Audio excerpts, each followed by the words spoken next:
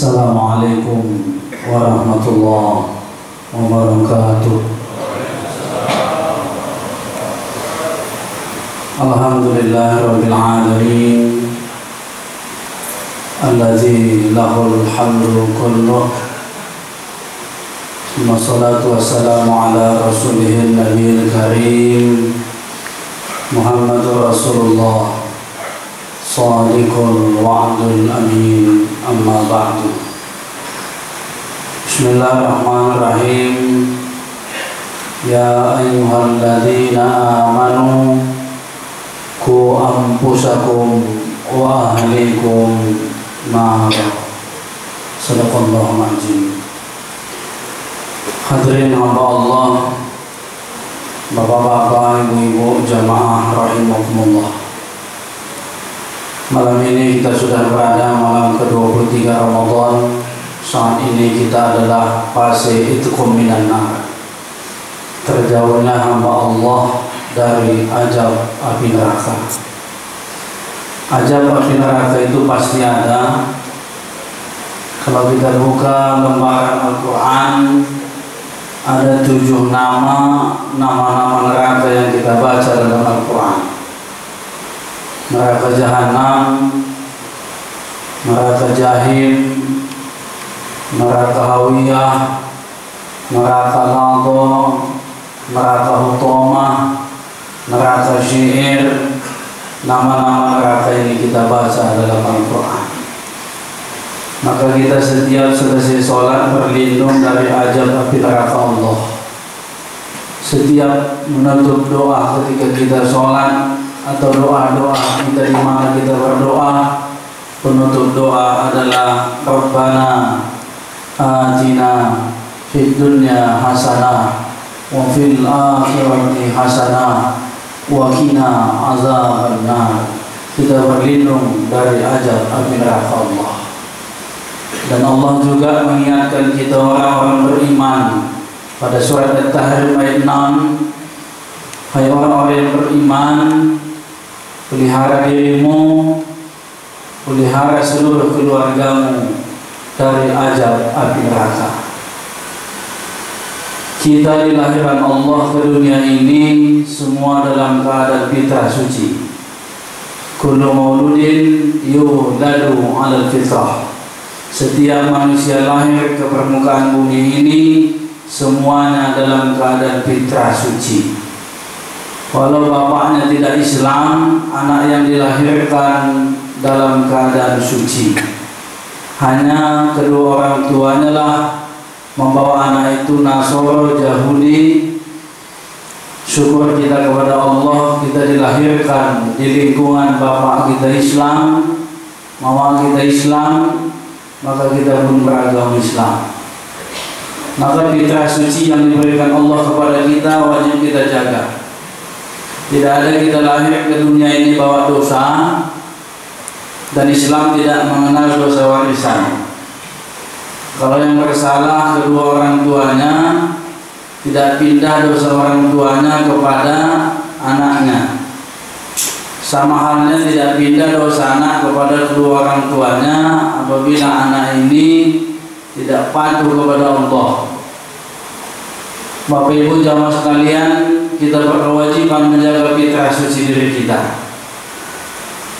Kadang-kadang Bapak Ibu, banyak orang mengolok-olok anak yang lahir dari perbuatan zina, mengatakan anak haram, anak gampang, anak cilako, anak kurang ajar.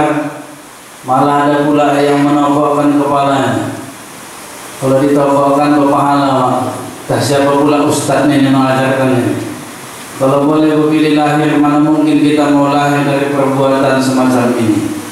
Maka kita dilarang wala taqrabuz zina, jangan dekat kepada zina. Mendekati zina saja kita dilarang, apalagi na'udzubillah, summa na'udzubillah. Jangan sampai kita berbuat semacam itu. Kita jaga fitrah kesucian diri kita ini. Anak semacam itu dipandang dalam Islam anak yang suci.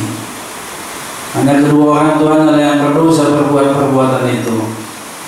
Maka suci yang diberikan kepada kita berkewajiban menjaga fitrah kesucian diri kita sampai kita berpisah dengan hidup ini.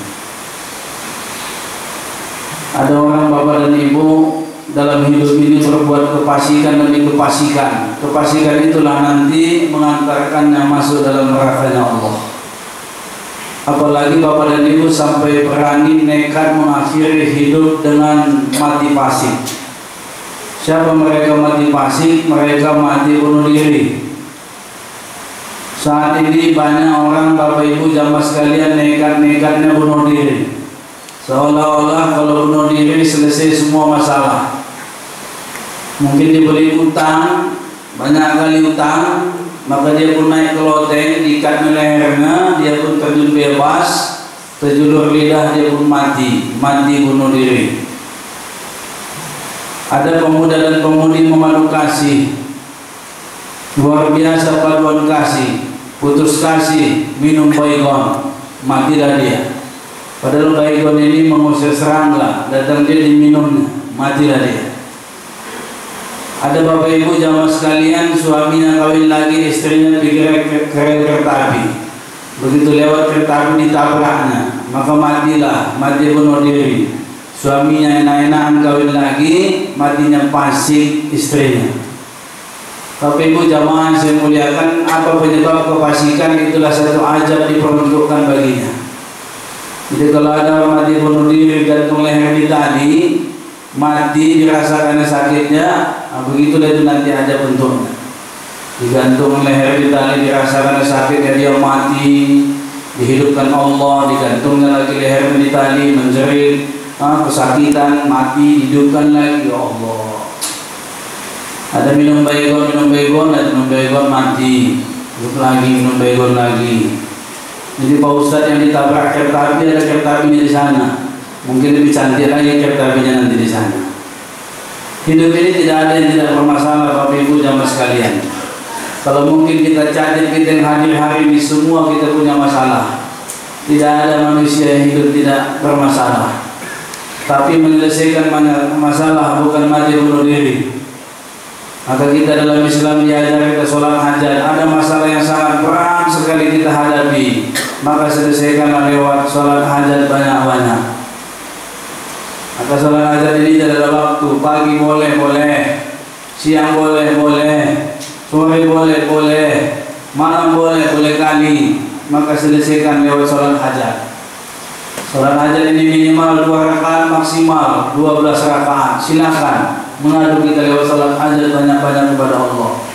Mudah-mudahan Allah menjawab, Allah menolong kita. Apa yang kita hajatkan jika diterima oleh Allah Subhanahu wa ta'ala. Kalaupun mungkin tidak di dunia diterima Allah, insyaallah di akhirat nanti doa kita akan diterima Allah. Maka kita selesaikan wasta'inu bis-sabri was-shalah. Sabar, sholat, adukan masalah kepada Allah. Maka bapak dan ibu bukan penyelesaian masalah dengan mati bunuh diri. Inilah penyebab seseorang masuk dalam nerakanya Allah. Ingin kita selamat dari nerakanya Allah, wala ta'kulu amwalakum bainakum bil batil. Jangan kamu isi perut kamu dengan makanan-makanan yang batil. Kenapa? Makanan yang haram yang cocok untuknya adalah neraka Allah. Na'udzubillah. Maka bapak dan ibu kita insyaallah bertahan, insyaallah biar yang halal asal banyak. Apalah artinya udah sedikit haram mula. Maka untuk ini bapak dan ibu kita harus istiqomah. Pedagang mari kita jujur dalam berdagang, jangan memainkan timbangan. Mungkin di pajak kita timbang 1 kilo, di rumah 8 on. Ingin untung banyak, kilo kita mainkan. 2 itu lebih bisa mengantarkan kita masuk dalam nerakanya Allah. Barang yang kita katakan bagus ternyata tidak, tipu menipu, kicu mengicu, toko menoko dalam berdagang. Apa penyebab jamaah sekalian haramnya hasil dan pendapatan kita? Itulah penyebab kita masuk dalam neraka. Apalagi saat ini kita lihat berani-beraninya orang mengkorupsikan uang negara. Luar biasa bapak dan ibu. Gimana tidak, untuk menjadi seorang pejabat menghabiskan duit yang banyak. Ketika nanti pegang jabatan, terjadilah bapak dan ibu yang kita lihat, uang pelancar, uang pelincir, uang peluncur, lama-lama kena KPK. Sudah kena KPK, menyesal, dipanggil ustaz-ustaz untuk mendoakan.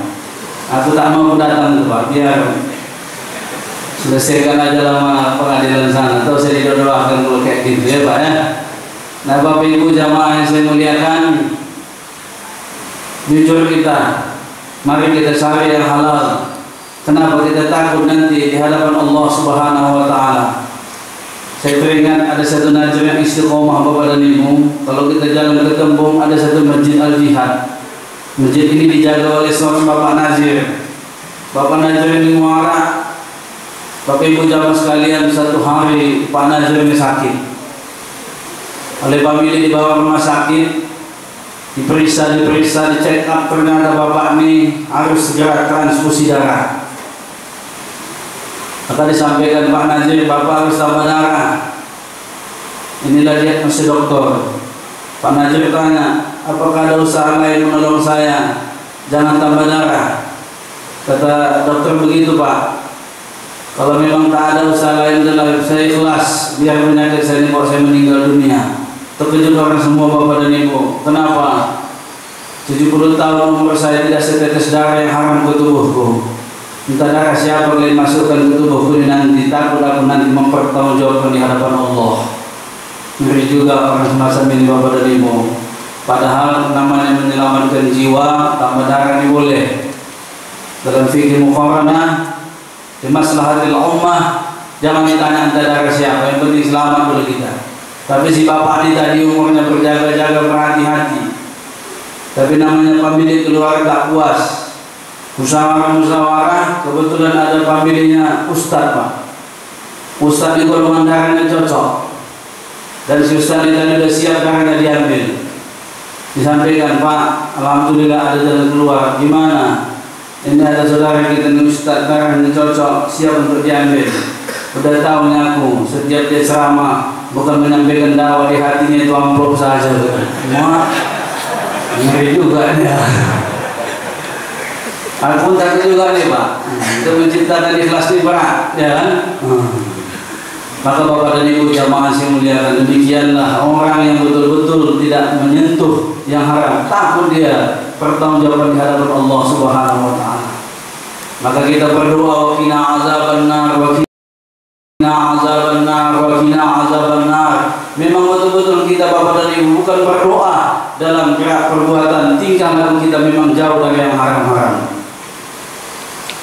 Bapak Ibu jamaah sekalian, kita manusia, seadil-adil manusia, pernah berbuat baik, pernah berbuat buruk, itulah manusia. Kalau buat baik terus menerus bukan manusia namanya, malaikat. Kalau berbuat salah terus menerus bukan manusia namanya, setan. Jadi kita ini adalah antara malaikat dan setan. Kadang-kadang lebih banyak sifat malaikatnya maka baiklah dia. Ada orang lebih banyak sifat setannya maka kesetananlah dia. Maka Bapak Ibu jamaah sekalian, Allah panggil kita, ya ayyuhalladzina amanu qu anfusakum wa ahlikum nar. Jaga diri keluarga dari azab api neraka. Makanya atas dosa dan kesalahan kita, sebulan dalam setahun kesempatan baik Bapak Ibu, bulan Ramadan. Man qama Ramadan imanan wa ihtisaba, ghufira lahu ma taqaddama min dzambi.